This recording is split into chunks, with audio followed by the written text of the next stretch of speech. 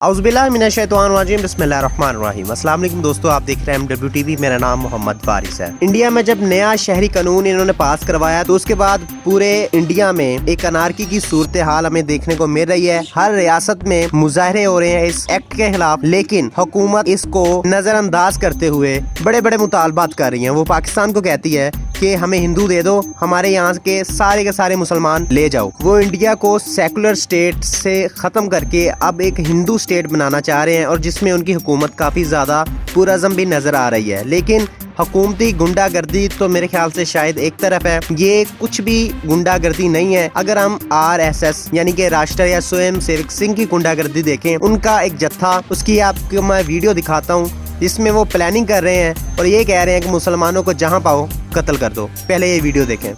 जो दिन ना हो ताले काल के पलटा हो एकदम पुलिस का जो जहाँ पाए, जिसको जहाँ मिल जाए उसको। ठीक है जो जहाँ मिलता उसको मारे, जो जहाँ जिसको मिल जाए उसको बुलाना।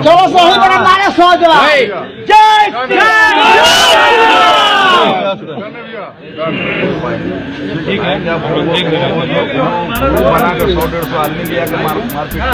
तो नाज़रीन मोहतरम, ये थी वो वीडियो जिसमें एक ग्रुप RSS का ग्रुप आपस में डील कर रहा था। अपने नुमाइंदों को ये बता रहा था कि मुसलमानों को जहाँ पाओ उनको मार दो, कोई भी मुसलमानों को देख ले, जहाँ कहीं भी देख ले, उनका कत्लेआम करना आप पर लाजिम व मलजूम है। नाज़रीन मोहतरम, इस तरह की वीडियोस, इस तरह की फुटेजेस आपको पूरे इंडियन मीडिया में से कोई चैनल भी दिखाता हुआ नहीं मिलेगा, क्योंकि वो सारे के सारे नरेंद्र मोदी के कंट्रोल में है। पूरा मीडिया इस वक्त हुकूमती सतह पर जितने भी लोग काम कर रहे हैं वो सारे के सारे RSS के गुंडे हैं और RSS के बताए हुए रास्ते पर ही काम कर रहे हैं। इस वक्त इंडिया में जो मुसलमान हैं उनके लिए रहना बहुत ही मुश्किल हो चुका है और उनके लिए हमें आवाज उठानी चाहिए। नरेंद्र मोदी ने ये जो एक्ट पास करवाया है, इसका इंडिया को बजाते खुद बहुत बड़ा नुकसान हो रहा है। इंडिया की इकोनॉमी गिरती जा रही है, वो खत्म होने पर आ गई है और वो इंशाल्लाह ताला बैंकरप्ट होने वाले हैं। और इंडिया में बहुत से छोटे छोटे मजीद हमें पाकिस्तान देखने को मिलेंगे और इसके बाद पाकिस्तान और मुसलमानों की फतह होगी। लेकिन इस वक्त जो वहाँ पर सूरत हाल है वो बहुत ही भयानक सूरत हाल है मुसलमानों के लिए खास तौर पर।